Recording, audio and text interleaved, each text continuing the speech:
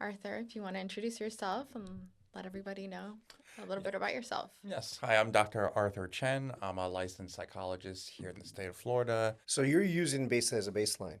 So hmm what they previous were hmm to where you're now. Correct. Do you also interview, like say if they're married, would you interview the husband?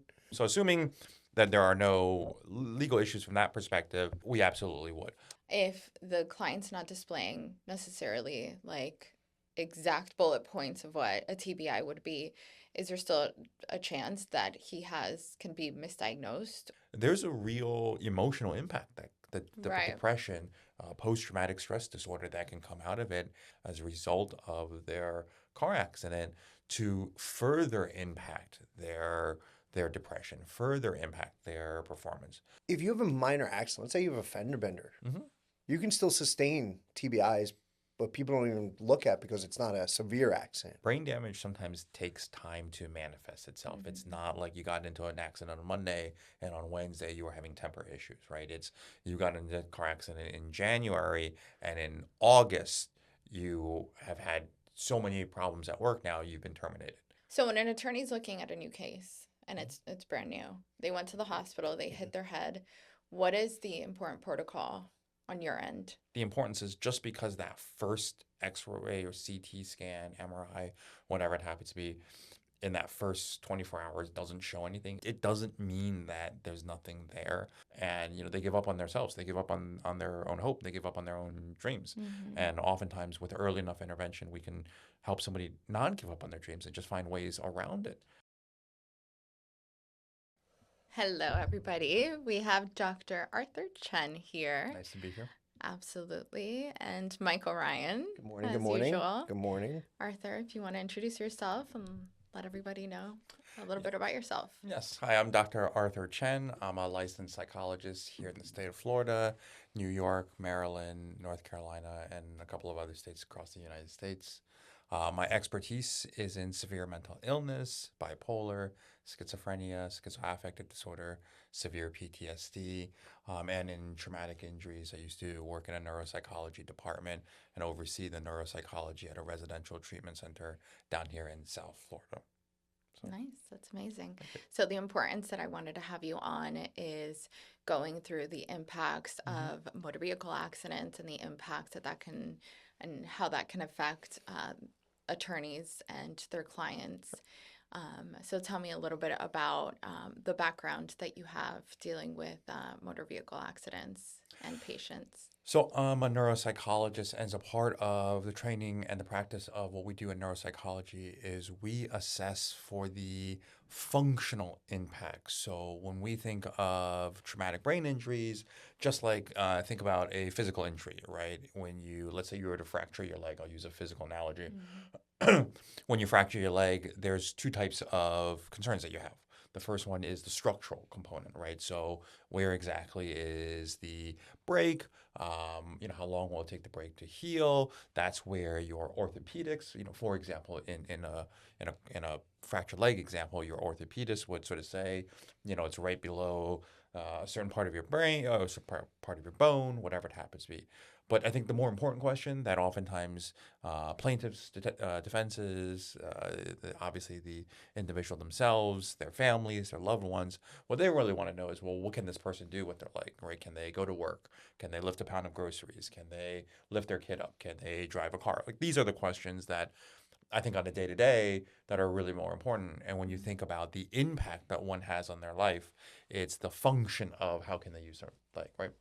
The same thing that's true for a brain injury is whether we're talking about falling off a bicycle, like getting hit by a car and falling off a bicycle, or just hitting a curb, falling a bicycle, frontal car accident, a fight of some form that unfortunately hits the head.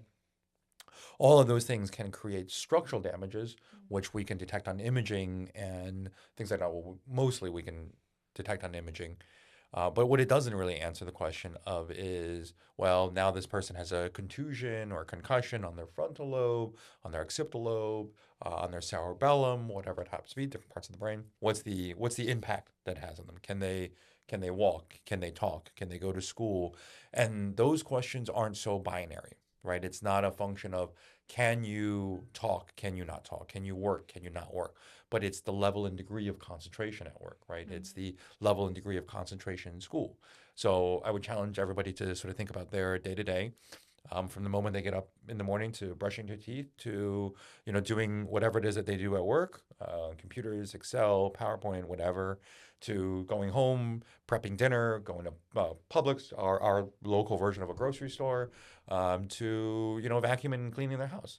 Those are all very different things that we have to do, right? In organization and executive thinking, rote memory, lateral organizational process, list of memories.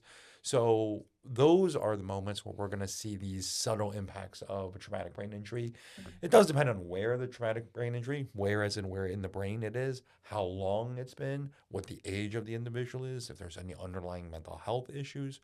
But my job as a neuropsychologist and what my colleagues as psychiatrists, which is a medical degree, would do is look at the real world impact, that what we call the functional impact, not the structural, but the functional impact. So, yes, you broke your leg, Mike, 2 years ago, making this up, yeah, Mike, you broke your leg 2 years ago, but can you still play basketball? Can you still play hockey? Can you still, run a mile? Can you still do things like that? Those would be the questions that would probably be most important to you, not necessarily per se, the medical terminology of where your fracture was relative to a ligament, if you will. So I know that there's different type of psychiatrists, psychologists, Mhm. neuropsychiatrists. Can you go into a little bit of that? Sure.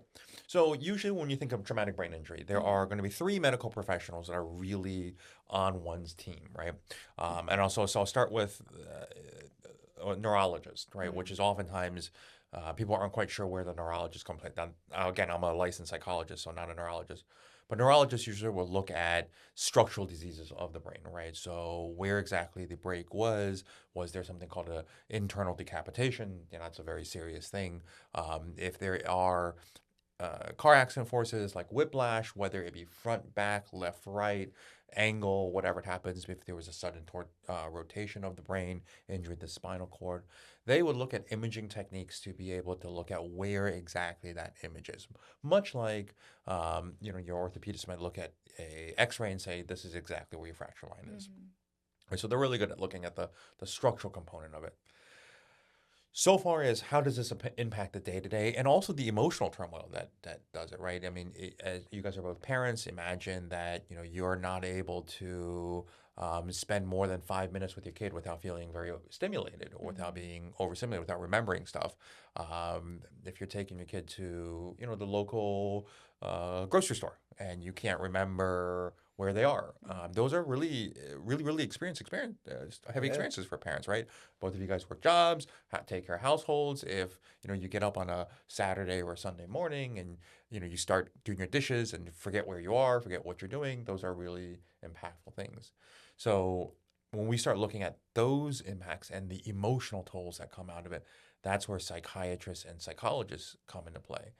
Psychiatrists look at also the organic causes of diseases. They do assess a little bit of traumatic brain injury, a little bit of the function of traumatic brain injury, but really are able to look at if there are any medications that might be helpful. From a neuropsychologist perspective, we do two things. We diagnose the functional injury of something. And so what I mean when we diagnose it is, let's say somebody had an IQ of 115, which would be, without getting into the specifics of it, a standard deviation above the norm. So 50% would fall at the norm, one standard deviation, people fall above it. So we might look at it and say, well, somebody's IQ went from 115 to 100, right, which is average IQ, or from 110 to 90, a 20-point move southwards.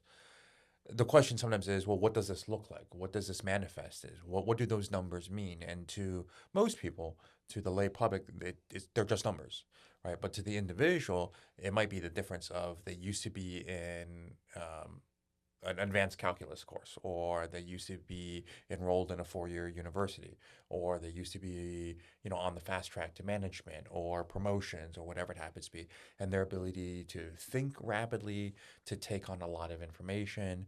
I mean, think about think about the activity that you and I, that we all do when we go to Publix, right? We think about what our needs for the week is. We think of what our schedule for the week is. If we're traveling, if we're going on Mhm. vacation, if we're staying home, if we have parties coming over, and you think about maybe what you want to eat, what you would like to cook, and you create the menu, and you think of the menu right then and there. Mhm. That's actually a lot of brain power that's required, right? When you think about doing your or when you think about doing your chores for the weekend, when you think about work, when you think about organizing, your boss hands you 5 or 6 tasks. Your job is to sort of think through those tasks, prioritize the tasks, think about what resources you need for those tasks, and then do those things. So when we look at uh, IQ changes, and these are functional changes that could result from traumatic brain injury. It could result from just a variety of different things, but definitely TBI is one of those things. It can impact the functionality of those things. Those things are hard to sometimes see on an imaging that a neurologist or a CT scan or something like that would be able to provide. But what we're looking at is their objective performance on certain psychological metrics like IQ tests, memory tests. And the nice thing about those tests is they do two things. The first thing is they compare an individual to same aged baseline cohorts, right? So when the publishers develop these tests, they Mhm. test them and they have normative samples. So, when we say the average IQ is 100 or the average performance score is 100, it's just a random number that was picked to choose where the medium is. What they're really saying is that when we test people at the 50% mark, certain people get this answer correct at this point. Mhm. And we can look at where somebody's performance relative to that is. The nice thing is if they have pre-morbid testing. So in other words, like a school IEP program, um, we can use approximal measures to like their GPA, their previous performance, and get a rough estimation of where their performance is. And then Mhm. we can do the testing, what is usually recommended as soon as possible, right? So you're using basically as a baseline. So Hmm. what they previous were Hmm. to where you're now. Correct. Do you also interview, like, say if they're married, would you interview the husband and be like, hey, okay, so how was she before? Let's say if it was a significant accident. Hmm. Would you talk to the husband previously and say, "Oh my God, she was so on point. She would organize. Everything was always done. She had her list, and now she's having trouble just doing day-to-day tasks, or she's forgetting a lot." Will you ever talk to family members like that? Absolutely. Family members, obviously friends that are very close, employers, employees, so long as the client is willing to sign the authorized The releases, HIPAA, right? yeah, So assuming that there are no legal issues from that perspective, we absolutely would. it's interesting. And oftentimes the questions that we're going to be asking are going to be questions like, tell me about what their Sunday schedule will look like. How fast would they be able to sort of cook dinner?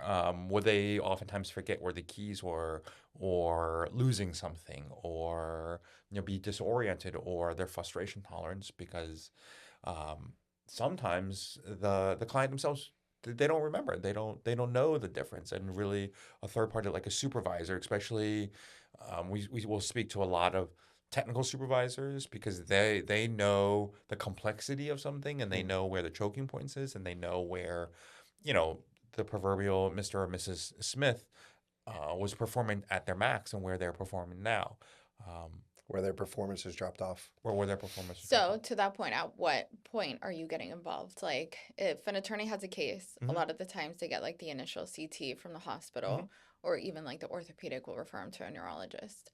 If the client's not displaying necessarily like exact bullet points of what a TBI would be, is there still a chance that can be misdiagnosed or not diagnosed correctly because he's not displaying necessarily those forgetfulness or Sure. I get. obvious signs? I guess yeah. The onset. Can the onset be delayed? Right. Absolutely can be delayed. The question of when we want to jump in and look at the testings, obviously once they're medically cleared for it, but as soon as possible to establish a post-incident sort of a baseline measure, Hmm. and then we would do a measure again a year or two later to see the difference. You have to remember, unlike a physical wound where you're going to see the results of it right away, right? Like if you break your leg or you cut your leg, you see the blood, you Hmm. see the bone, you see the guts and the gore, you see it right away. With a brain injury, it's not the same. Mm-hmm. So, common things that occur as a function of TBI is difficulty concentrating, overstimulation, which usually shows up in the form of headaches, migraines, tension headaches, sensitivity to light, sleep problems. Either they're sleeping too much, they're not sleeping enough, the sleep quality deteriorates, anger control issues, temper issues, all of those things. And they may not show up until 3 months, 6 months, even a year later. And then you got to remember it's also can be cascaded by the emotional damages and the emotional turmoil that somebody really goes through. You can sort of think about somebody who was going to school at, the university they've always tried for, Mm-hmm. right? They spend 18, 20 years of their life trying to get into the university and grad school, and then all of a sudden, they're not able to complete the schoolwork like they before, Mm-hmm. or they were really going for promotion at Mm-hmm. work and they no longer are eligible for that promotion. There's a real emotional impact that the Right. depression, post-traumatic stress disorder that can come out of it. And then those synergize. They really, when I say synergize, what I mean is they interact with the neurological deficits that somebody has suffered as a result of their car accident to further impact their depression, further impact their performance. So it's not only the physiological, but then it's the awareness that somebody can't do it. And that can really deeply affect somebody's emotional health. That can really impact somebody's mental health. And then Mm-hmm. obviously also their just ability to function in life too. Yeah, and I So, feel like a lot of clients typically don't want to admit that they're having issues, mhm. that they're forgetting things, like the obvious things that come to mind when you're thinking of a TBI or a post concussion. It's like they don't want to admit that the car accident has affected them Mhm. that much. I got a question. Um, let's say you have a client. Mhm. This might be a little curveball, but and let's say they were a MMA fighter. Mhm. Could you and they get into an accident and they're, now they're experiencing some problems. Mhm. But let's say a defense attorney comes in and goes, "Well, no, those were sustained from years of doing mixed martial arts." Mhm. Could you come in and say, "Wait, time out, hold up, and could you get a baseline? Yeah, they were doing this their whole life, Mhm. but yes, I can prove that, hey, look, this accident is what caused now the problems we're having." Well, proof is always a hard thing to sort of get to, but we can certainly show a deterioration of functioning in certain cases. Gotcha. So, it's not unusual for people to play some kind of contact Mm-hmm. sports, right? Mm-hmm. Whether it be football, basketball, MMA, rugby, whatever it happens to be, soccer, whatever it happens to be. And so it's not unusual. We don't have to live perfect lives where we, walked around and protected our brain against anybody touching it. Um, but even in those cases, we'll see like, okay, somebody took 10 minutes to wash their dishes and now they take 30 minutes to wash dishes. Now, it would be more than just one measure of somebody's functioning, Mm-hmm. but we could see, we'll talk to their employer, we'll talk to we'll talk to the people in their lives and really get an understanding of where the deterioration is. Sometimes that also helps guide our testing tools, what tools that we're looking at. There are some assessments that we can do that approximate their premorbal functioning or premorbid functioning. And or if they have testing before, we can always look at that. So there are ways to start to answer that question of, exactly how much impact a traumatic brain injury has. Now, one thing I should also add to this is the common misconception with the traumatic brain injury is that you actually need to hit your head on something, right? And more research is actually suggesting that that's not always necessarily true. So let's say you're in a car accident, you're buckled in, as everybody should wear a seatbelt when they're driving, or a passenger in the car, and you get impacted, and there's a simple lunge forward and lunge back. There's that, uh, classic whiplash.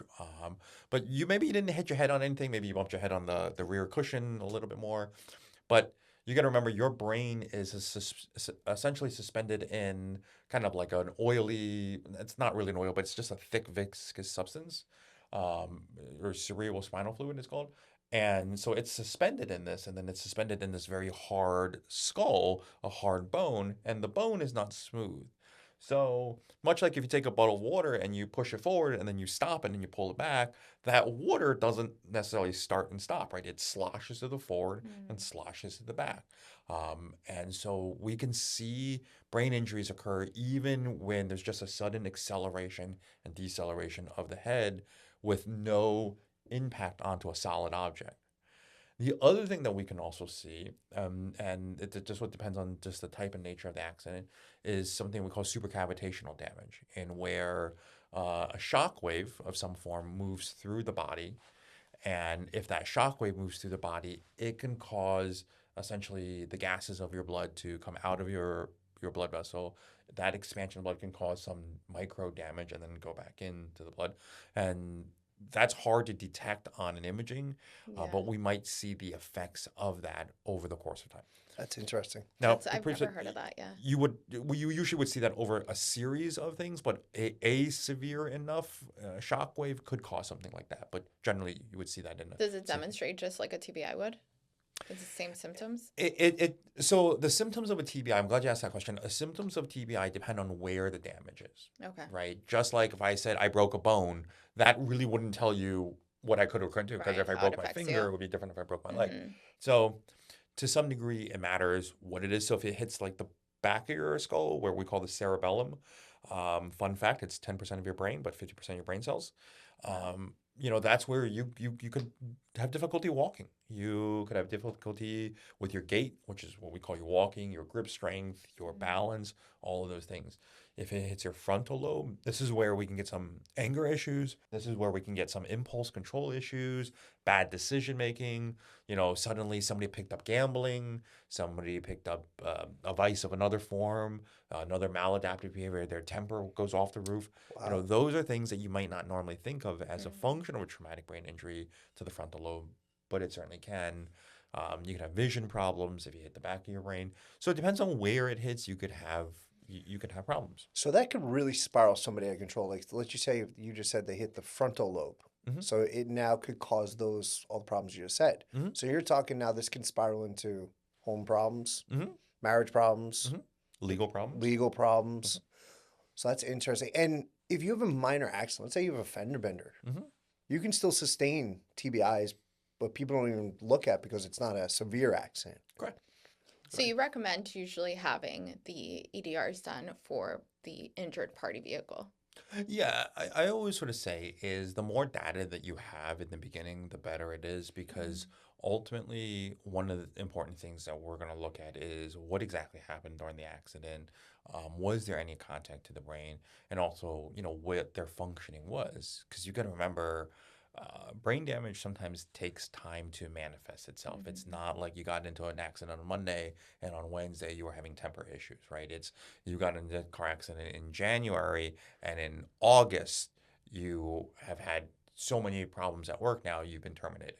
So, to draw that line back, sometimes you do need to have some testing. You do need to be able to see, what the post accident or post incident sort of functioning was, and what that path was throughout, you know, January, February, March, Mm-hmm. et cetera, et cetera. And that's where the therapy, and that's where neuropsychology and psychology and psychiatry come in to really monitor and document that this particular person has had struggles, and the speed, and not physical speed, but just the onset of their symptom, the intensity of the symptoms. Do they match where the injury would have been? Mm-hmm. And also, are they significantly impairing in somebody's life? It's really crazy that you can look at this and after he just explained everything and how somebody can go living a normal day life, never have any problems, to now possibly having domestic violence problems, Mm-hmm. to having drinking problems, Mhm. to having irrational, hey, I got pulled over for a ticket and now they're screaming at the cop and the wife's in the car and going, hey, he never used to act like this. I don't know what happened. Right. And the poor individual sitting there going, oh, I'm fine, or there's nothing wrong with me. Right. They don't notice. They don't realize, Yeah. which could be really scary because now this person can start spiraling out of control and nobody's going to link it back to, hey, this minor accident that he got in 2 years ago, Mm-hmm. nobody failed to look at, oh my God, this could have been what caused all this Right. spiral. Yeah, I think that's why they call it like the invisible Mhm. injury. And the other thing that can also happen, and again, this would be a different part of the brain that would be injured, is, you sort of think of those as what we call the positive symptom, not positive as in good or bad, just Mhm. positive as in added symptoms, right? So if somebody's now anger and dysregulated or have difficulty planning or going through both, those are kind of the obvious things that one might sort of think about. But then you also have, the negative symptoms. And when we think of negative, it's not necessarily bad symptoms, it's symptoms that are removed from you. Mhm. So let's say, their kid trips and falls and hurts themselves. Any sort of prototypical parent reaction would be to get up, have concern, run to the kid. But with a traumatic brain injury or other injuries, they might not have that reaction. They might find out their grandma just passed away and just have a very flat affect that sort of Mhm. can come out of it. And, those are significantly impacting Like and detached per yeah, se. like a detachment. And so those can have a significant impact on, your personal relationships. Those can, very easily take its toll on your personal relationship. So, the question and the symptoms can get pretty complex when you talk about an injury of any form, a personal injury of any form to the brain. It really depends on what that injury is, but the symptomology that can come out of it can be a multitude of symptoms, and they can look very differently. And they may Mhm. not make sense until somebody is able to look at these and sort of put them all together and see, well, there's common parts of the brain that are going to be in charge of it. And then that's not even to mention if there's any underlying, mental health problems. 1 out of 4 Americans will struggle in some point in time with their mental health. And Yeah. so, in a car accident, being out of work, if you think about this, if you're vulnerable to depression or you're vulnerable to anxiety or vulnerable to anything else, certainly those can be cascading effects that can just, push the intensity of those struggles a little heavier.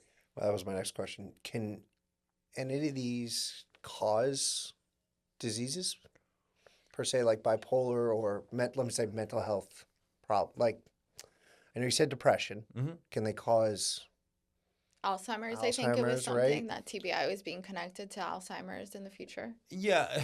So in medicine, we never do like to use the word cause, Okay, because it's like our no word, right?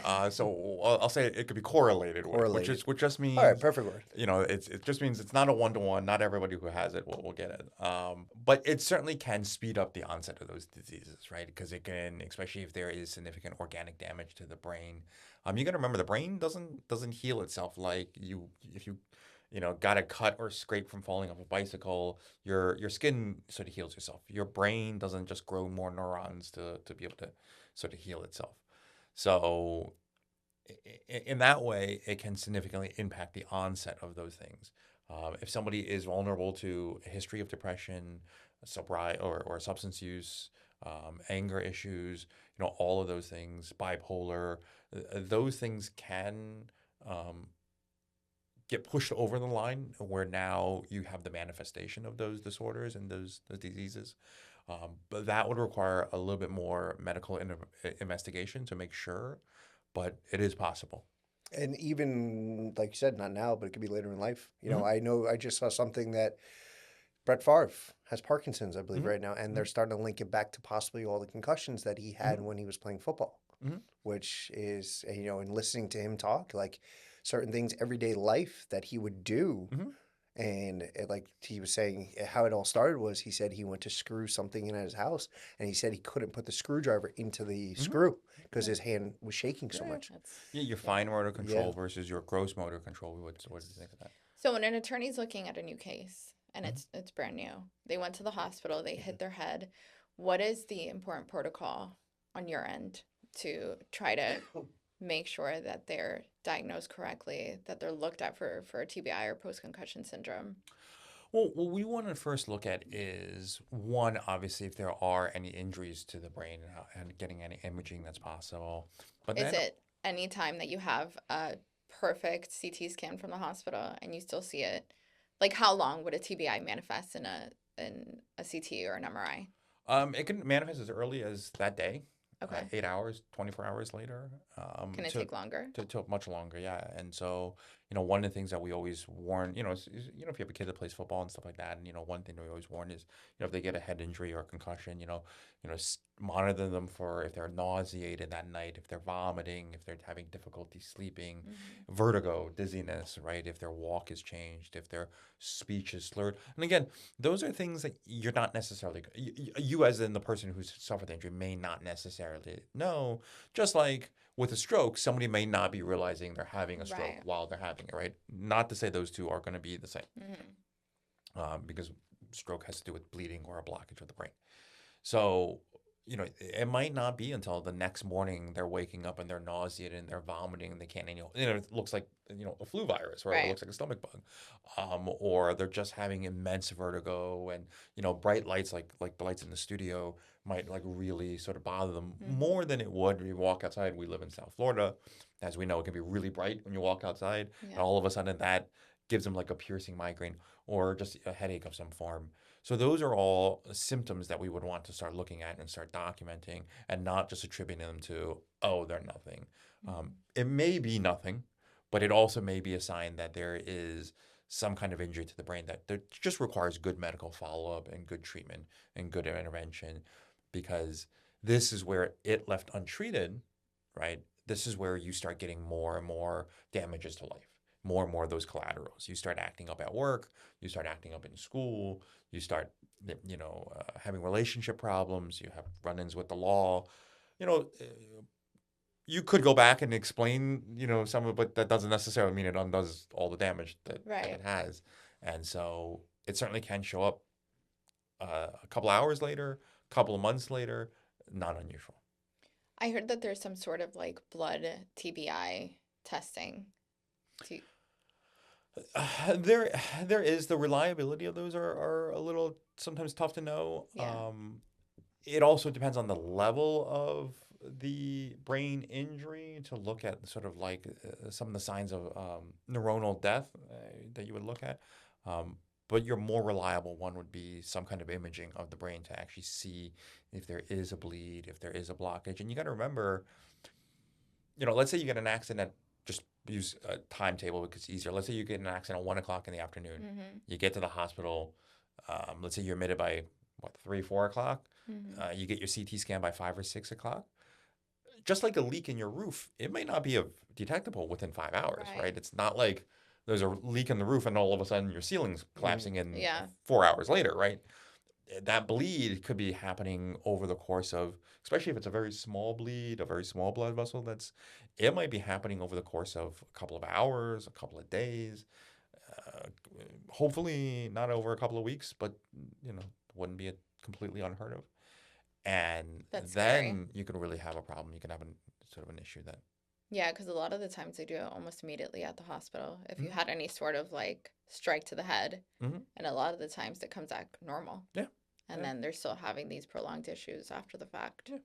Yeah. So at that point, they would have to see a neurologist, who would be like the first step of like if an attorney has a referral out to somebody, who would it be? It usually would be to a neurologist Okay. or a psychiatrist to be able to guide them for testing, guide them for imaging. Neurologist would be probably a little bit better. Um, but the importance is just because that first X-ray or CT scan, MRI, whatever it happens to be, in that first 24 hours doesn't show anything, it doesn't mean that there's nothing there. Certainly if a client is then experiencing some of these other symptoms, Mm-hmm. and it may be sometimes asking like a spouse, the teacher, depending on their age, family member, hey, are there any behavioral changes? Are you noticing any performance changes? And that might be an indicator, okay, there might be something greater here, and that's where you would get follow-up care, follow-up imaging, Mm-hmm. neuropsychological testing to look at their performance on, their memory. And when we look at memory, it's not just, how well you're remembering stuff. It's how well you're remembering auditory memory, how well are you remembering visual memory, Mm-hmm. how good are you at a delayed memory. So when we give you information and after a period of time, we ask you to recall that information. How are you able to recall visual, auditory memory?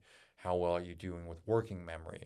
Working memory, I always sort of think of it as when you go to the grocery store and you're running a total of like what your cart, let's say you're trying to stay under budget, and you have $100 to spend, and you're like quickly doing some mental math of what's in your grocery cart. That's working memory. Right? That's memory that we use to come up with new novel information. Yeah.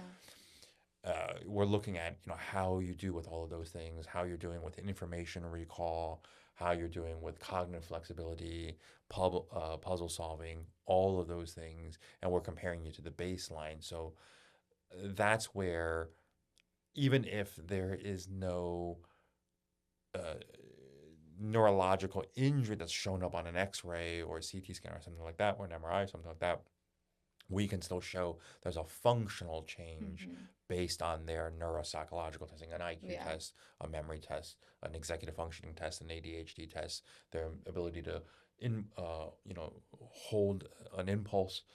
Looking at all of those things, we can look at that through neuropsychological testing. Yeah, I've I seen a lot of the times that there's MRIs that are sent over to the defense, and easily because it's clear there's no effect, there's nothing on there. They're like, there's no TBI. But again, it goes so much more into that. I wanted to ask you, children versus adults, who's more vulnerable? Who's more vulnerable in the long term is going to be adults. And when I say that, what I mean is that children have a little bit of neuroplasticity. It depends on the age of a child, obviously, but children have a little bit of neuroplasticity, which simply means that the brain can grow a little bit to overcome an injury, right? When I say grow a little bit, I mean it can just kind of rewire itself. As we get older, when I say older, I just mean adulthood, like past high school. We have less and less of a chance of that. But on the contrary side, as adults, we're bigger people, we're better able to fit cars, we're better able to fit into the seatbelt, we're better able to do all those things. So the injury sometimes is less to an adult.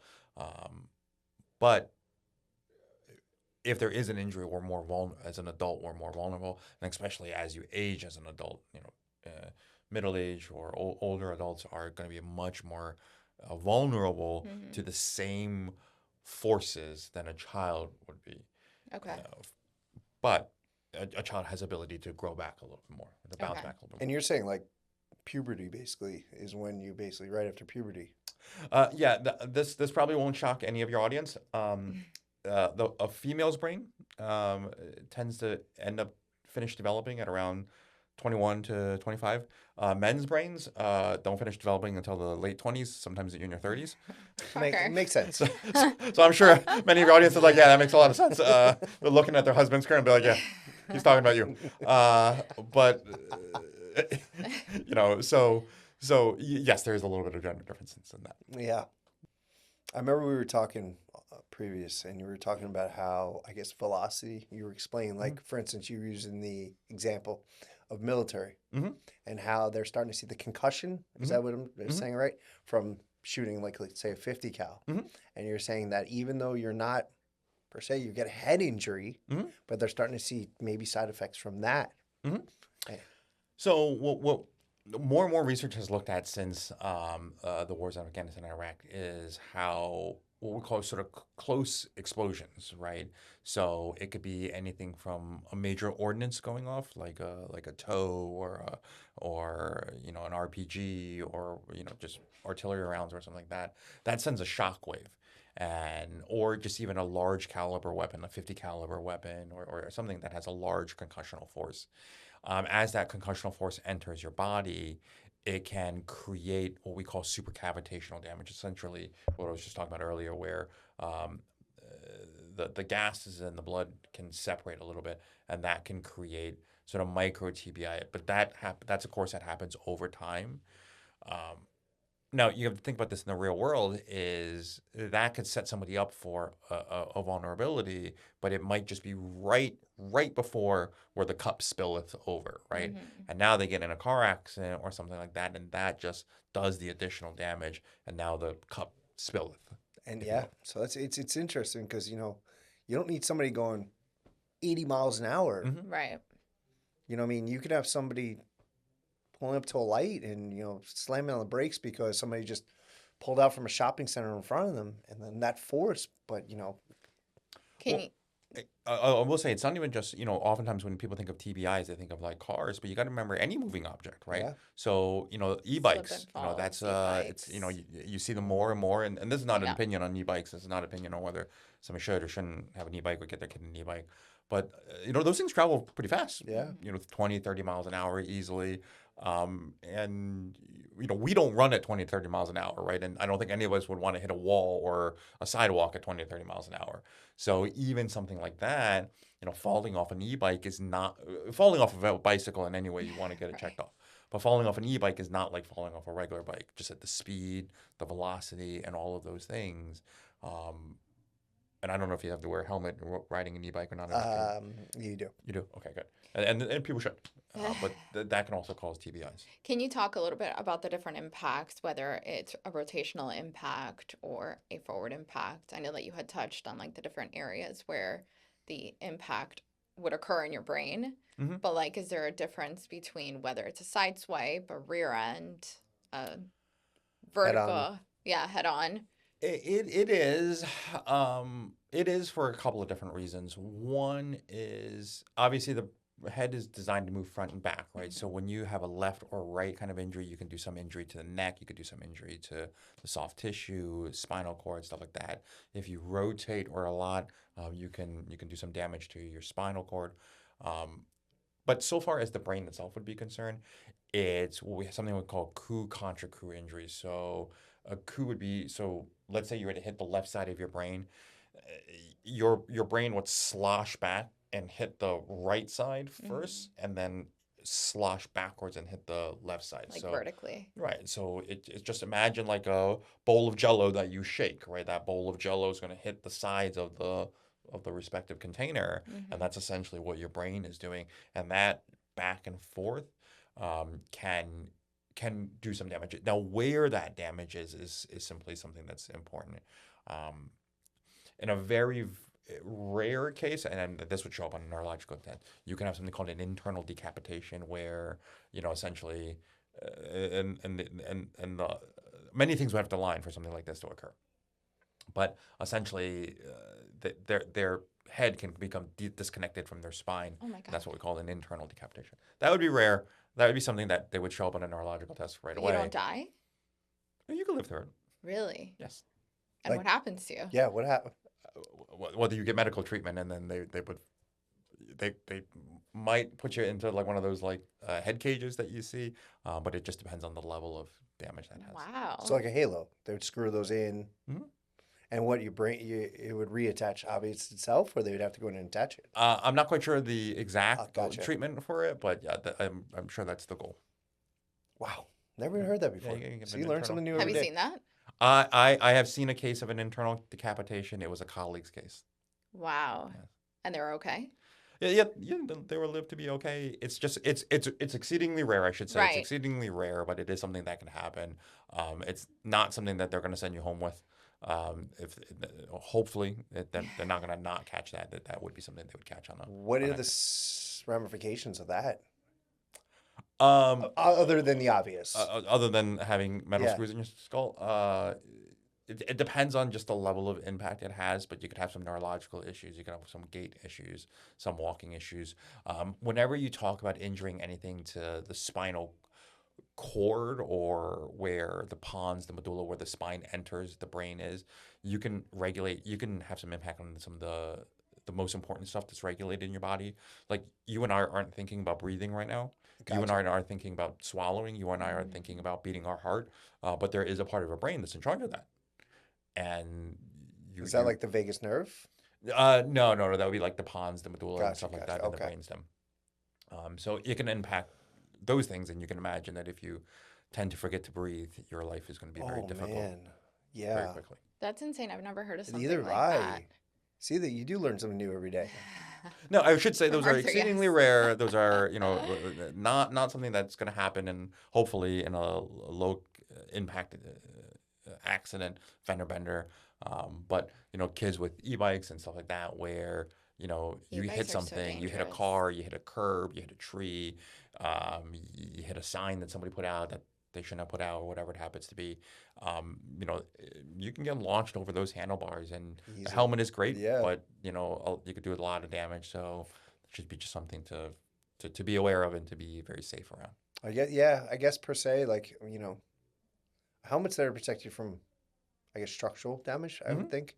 But internally, you see, But even with helmets, don't you still get that back and forth yeah, motion of the brain? So you, even if you're in theory, if you're wearing a helmet, you can still have look at some football sort. players. Oh yeah, Oh, right. because Okay. often you don't have a neck brace. You know, like Right. So you're still having that back and forth and movement. and not all helmets are created equal, right? The proverbial skull bucket, which is just basically a baseball cap that looks like it's Mm, that's not the same as a full face helmet, which goes all the way down to your neck and is DOT rated. Is DOT. There's something called a Schnell certification, which just is a higher rating than a DOT rating for the speed Hmm. of an impact and what that helmet has. So and I understand for most parents, having their kid wear a full face motorcycle helmet is not necessarily what they're going to want to do. They want to throw on the cheapest little helmet. Yeah. Um, a personal pet peeve of mine is whenever I see people riding a bicycle and they don't strap the chin strap of their helmet on, that helmet's not going to do anything. The second you fly off, that helmet's going to fly off your head, and you might as well not. It will not help you. Yeah. So if you are wearing a helmet, do put the strap on. That is very important. There's a reason why that strap is invented. So if anybody takes anything away, is just to make sure always to do that. it's kind of like how the e-bikes. Like, I would not, if my kid wanted an e-bike, and I don't know if I'd ever get one, but he'd be wearing a motorcycle helmet. The way I always explain it is, it would be if you wore a helmet and you didn't put the strap on, it's like buying an armored vehicle and rolling down all the windows, Yeah, perfect example. Well, Yeah, it's like riding a motorcycle and not wearing a helmet. Like you're which asking is for it. What's which is in my opinion stupid. yeah, But yeah. a that's just my hundred opinion. percent. I mean, yeah, at that point, and And I ride a motorcycle. I should say I'm not anti motorcycles or anything like that. I ride a motorcycle, but you wear a helmet. 100%. Yeah. Yeah. What's the most common thing with, like, I guess the biggest disconnect where I see a lot of the attorneys struggle is detecting when to take the next step and what to do to prepare a perfect TBI claim in front of a jury. So Uh, obviously we discussed getting the EDR hmm to get the Delta Vs from both vehicles. So the injured party's vehicle, which is the most important if a TBI claim is important to the hmm attorney, and then also the defense vehicle, hmm just so they can see the forces. hmm Um, early detection of making sure that you're talking to your client and making sure that they're um, letting you know if they're having any issues at work, at hmm home. What are other suggestions of well, to take their claim to the next level? we have an old saying in medicine is if you don't document it, it didn't happen, Hmm. right? And so, I always, when I'm working with defense counsel or counsel of any form, I sort of pass on the same wisdom, right? Is you got to document it. If you didn't document it, it didn't happen, right? So something is like, well, I'm struggling at work. Where's the documentation for it? Have your boss. I know this sounds very counterintuitive, but have your boss put it in an email, send it to you. Hey, your performance is lacking. Hey, you're Right. A not lot doing of well. people don't want to do A that lot of people because don't want to it do that. doesn't look great for your file. It doesn't look great for your file. People don't want it in HR. Most people don't want their spouse documenting, when and where, they made a mistake. Although some spouses might do it. Just that's a whole different. We can have another podcast on that. It's a whole different podcast. But the more documentation, more helpful is, not just from a legal perspective, but also as a professional. When somebody comes in and goes, I think I might have a TBI, and I go, great. What are your symptoms? Not great, but like what are your symptoms? Like Hmm. what is it that you're struggling with? And oftentimes I get an answer of I don't know, right? Which is understandable. I understand that people don't understand the medical knowledge, but if they go, what, I've forgotten how to load the laundry machine 5 times last month, and I've been doing that for no problem since I was in college. I took 40 minutes to go to the local Wawa that was 2 minutes down the road, and I got lost coming back, and that happened last Wednesday, Thursday, and Friday. Like that gives me a level of granularity that also helps me know, okay, what kind of tests am I going to give? What's the purpose of these tests? What are some of the questions that I want to answer? Hmm. I always say when an attorney sends us a case, what's your questions? Because certainly the question cannot be, how's this client doing? right? It's how is this client impacting life, their wife and their spouse or their husband or their work or their kids are saying they're having difficulty remembering. Here's the documented cases of it. Here's the incidences of it. So then we can look at, okay, do we focus in more on their memory? Do we focus more on their executive controls? Are we, as in the neuropsychologist doing the testing, are we focusing more on the memory, the executive control, their anger management, their decision making, their cognitive flexibility? We have different tests to look at how well you can inhibit a behavior and start a new behavior, how well you can Really? adapt to Oh, flexibility. that's Yeah. interesting. So we have a lot of those tests that will do that. Now, because I'm sure you get a lot of clients that, I'm not saying you, but in per se, attorneys get a lot of Yeah. clients that go, does the attorney just look at it and go, yeah, it's a concussion. It happens. That's where they happen. But, Hmm. every concussion could be a TBI, correct? Mm-hmm, mm-hmm. And, or is that a TBI? Is it concussion? It's mild. It's mild, Mm-hmm. but that can spiral into Mm-hmm. something. And yeah, like we talked. So, So a concussion then becomes a TBI. And then a TBI obviously has Yeah, different amount of a levels. concussion is a hit to the brain. A TBI is an injury to the brain, right? So Hmm. they both can be the same. When we sort of think about, you have something called post-concussion syndrome, which you're going to have some nausea, lightheadedness, dizziness, difficulty sleeping, too much, too little, changes in appetite, and that usually happens, relatively quick after a concussion. But the long-term effects, we think of as a TBI, right, where somebody's having difficulty concentrating, somebody's having difficulty in school. I'll give you a classic example. I had a case where a kid was in a car accident, was in the back of the car, so a place that you relatively think is safe, but um, suffered a TBI, and they went from a 4.0 scholar on a scholarship, doing well at one of the local colleges to ultimately failing, and ultimately failing out of school, and lost their scholarship, lost that, now, a part of that was right after the accident. I want to say a semester or two, you started seeing grades slip, from A's to B's and then C's, and then by the 2 year mark they had failed out, right? So some of these things you're not going to see necessarily from Monday to Tuesday. You're going to see it on a January to a November, a January to the following December. Like, it might take a while for all of these to Can you occur. see progressionally how, if it's going to get worse?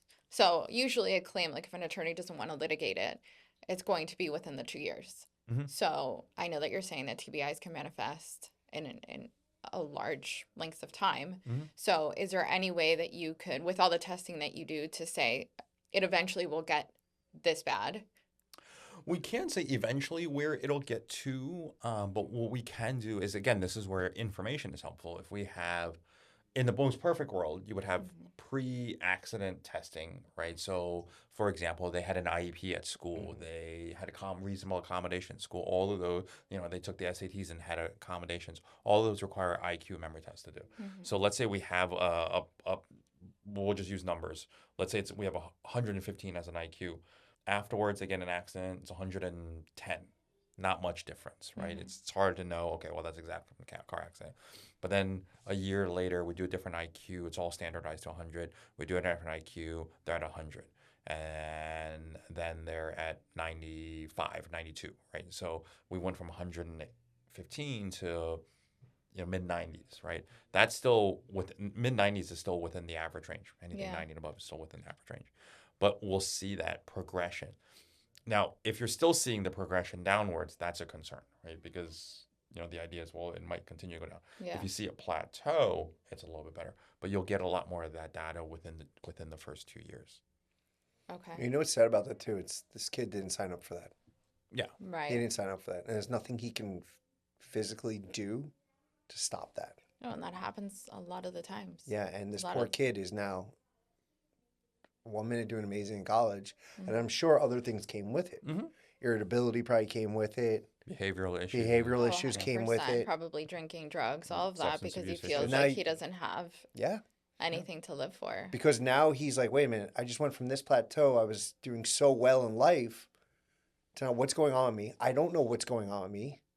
I'm concerned now, Yeah. to now I'm depressed. Yeah, it's Yep. sad. It Yeah. really is. I think the most important thing is to be able to, like you said, document it, Hmm. but to be able to kind of figure out where how this person's going to recover, because a lot of the times they can't, or Well, again, depends on age to some degree.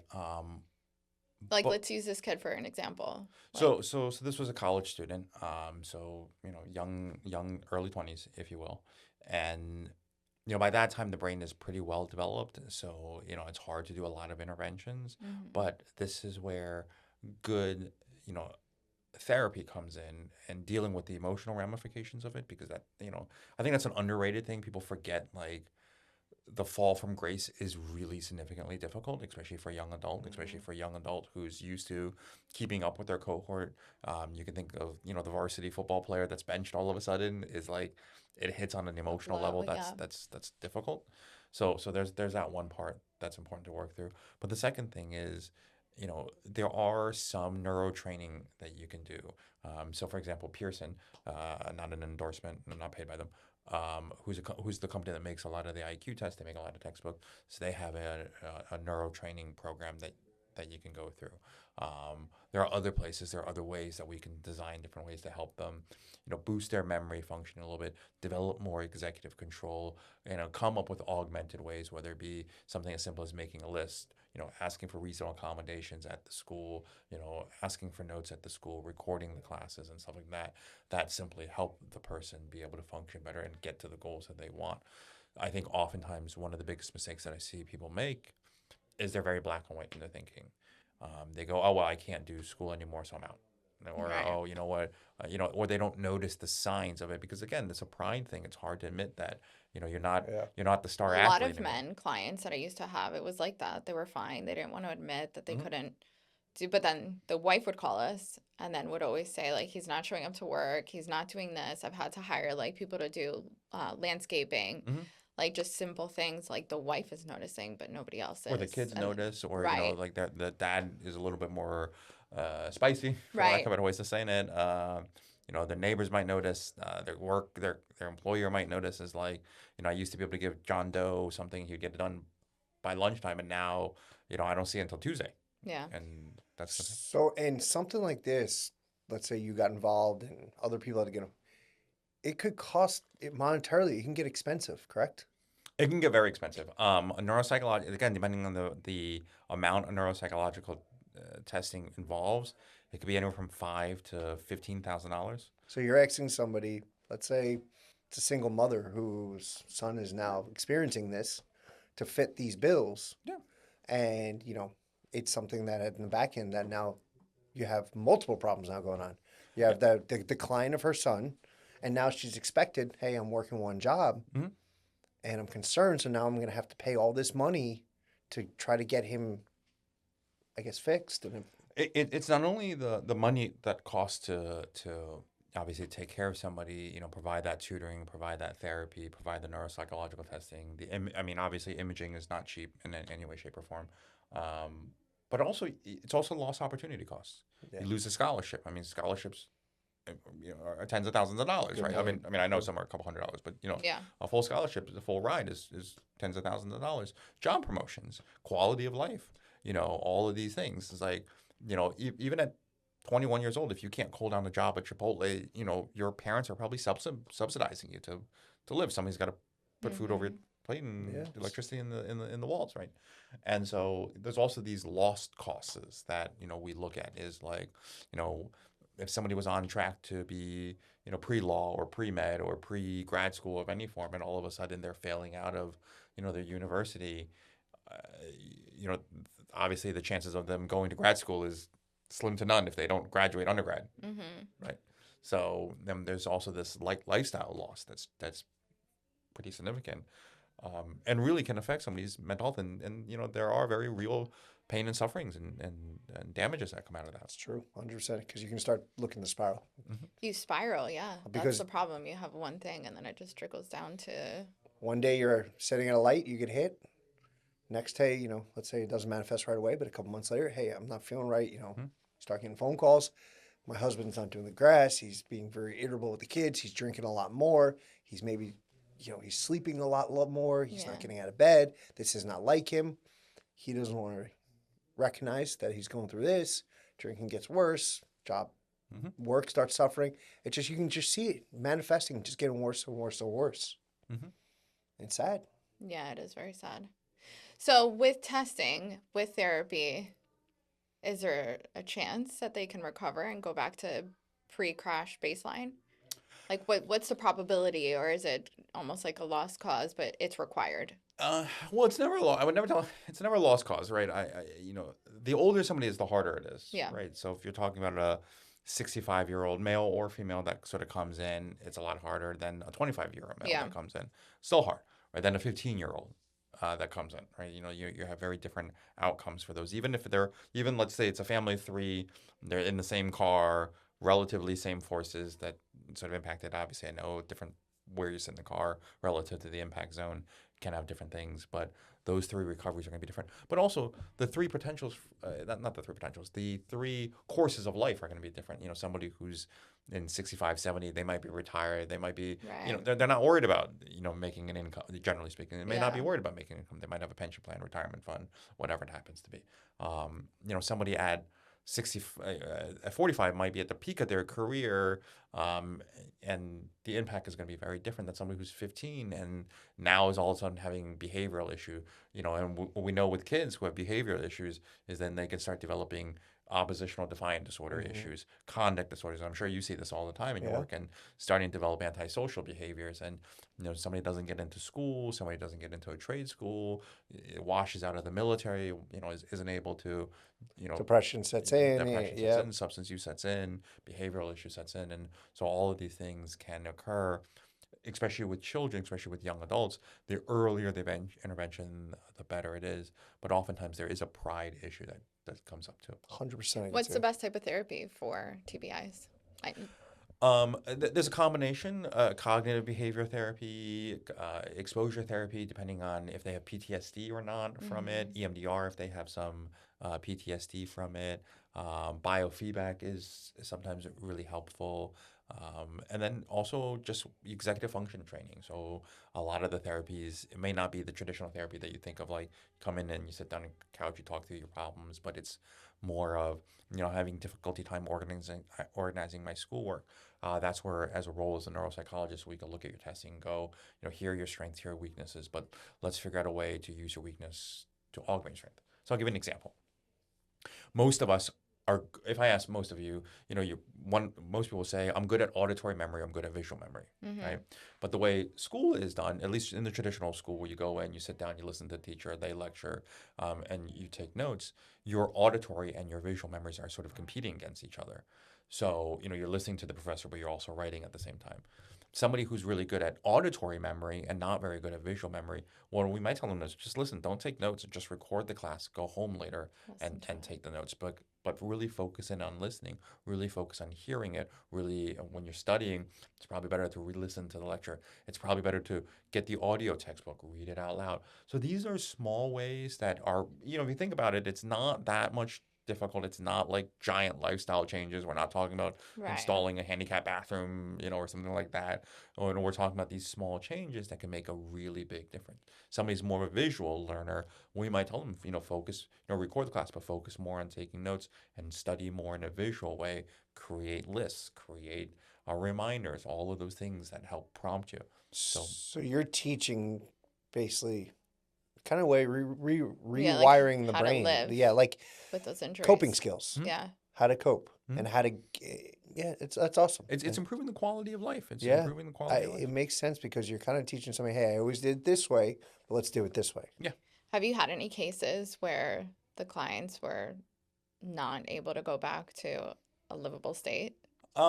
We've had clients that has not gone back, and so in my group practice, we work with a lot of severe mental illness, traumatic brain injuries being one of them. Depending on the level of impact, just depending on the level of damage, just like a broken leg, you may never just walk again, just depending on the level of the injury.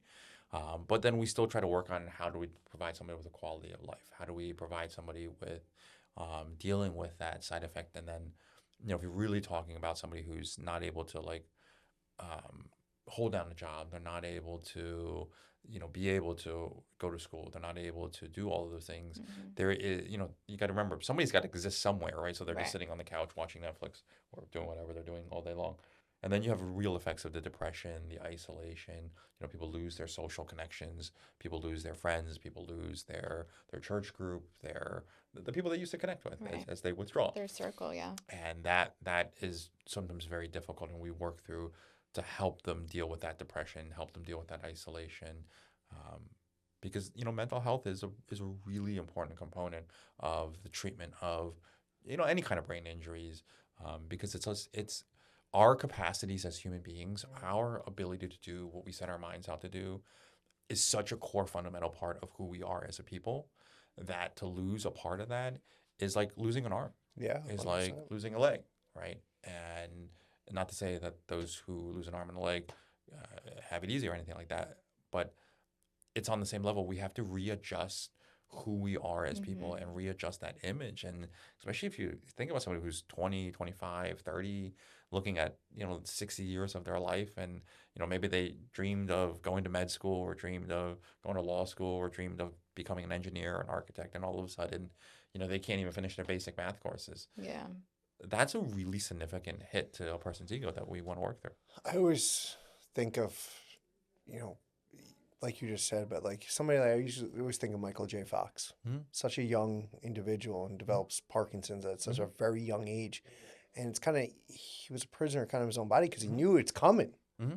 And as it progressively gets worse, he's learning to adapt to it, but it's only the limitations his body will let him do. And Mm-hmm. as the disease progressively gets worse, his motor functions start going, his speech starts going, a lot of things start going. And it's sad because he knew what was coming, Mm-hmm. and there's nothing you can do about it. Yeah, look at the case of Bruce Willis. Very Yeah, similar. It's yes. a different disease course, but it can be very scary, and especially someone who's older who might be vulnerable to dementia, and this brings on some dementia symptoms. Again, it can And be he was, very, very scary. and his decline's been rather quick, right? Is it rather quick with Bruce those? Willis. Yeah, With that frontal lobe, is it frontal lobe? It's a special. it's a frontal lobe disease. I Yeah, can't but remember. I remember reading, but it's you eventually just become a shell of yourself, Mm-hmm. Mm-hmm. nonverbal. Mm-hmm. Yeah, it's scary. So, to close up, any misconceptions that a lot of people have, especially in the legal world, of everything that we spoke about, TBIs, concussions? I think the biggest misconception, both from a client base and from a legal base, is oftentimes they think of TBIs only in what can I see, Hmm. right? What can I Yeah. see on the MRI? What can I see on the test results? What can I see on a CT scan? And oftentimes those results, especially right afterwards, is not much. Again, minus the severe cases. But I think, what's better for most counsel to look for is, you know, and really this is ultimately the damages. This is ultimately the quality of life that impacts, is how has this person's life changed as a Hmm. result of this injury, right? What can't they do before? What potential, and I hate to phrase it like that, but what abilities, what potential could they have had that they no longer have? I think of like a star football player, Super Bowl Sunday, right? And you think about somebody who's a top athlete that tears their ACL. The winning the Super Bowl Right. championship may all of a sudden be Done. really difficult. So we think of this as not just the injury itself, but what this person has lost in Hmm. the potential of their life, in the functioning of life, in the ease of functioning of life. And sometimes the replacements of those, one, can be financially very expensive, but two is also quality of life. It does create a pain and a suffering Yeah. that is hard to put down on a piece of paper, but we can usually explain it and look at where this person was to where they are now, and just the emotional turmoil that they're going through. And I think that's difficult to explain to a jury because they see the person as they are now. Yes. They don't see the livelihood, they don't see the life that they used to carry on prior to the incident. Right. So they're seeing in front of him just basically a shell Yeah. of the person that But that's once where was. either myself as a neuropsychologist or a psychologist, or a psychiatrist or something like that would be able to sort of look at and go, look at where they were before and Mhm. look at where they're functioning now and projecting forward.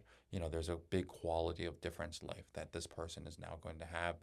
Obviously the story is a lot harder when somebody's in their early 20s, early 30s, where not to say that somebody in their 70s having a car accident is any better, Mm-hmm. but just the earning potential, the course of Yeah. life is going to be just very different between those two parties. It's the way you explained it earlier really kind of opens the big picture on how the spiral effect can occur. Hmm. And myself being in law enforcement and dealing with individuals that I've been to residence where, you know, we've talked to a significant other and they're like, my husband's in the last year has been spiraling. He's never done this. He's never done this. He's, punching walls and breaking out windows. He's drinking a lot Right. more.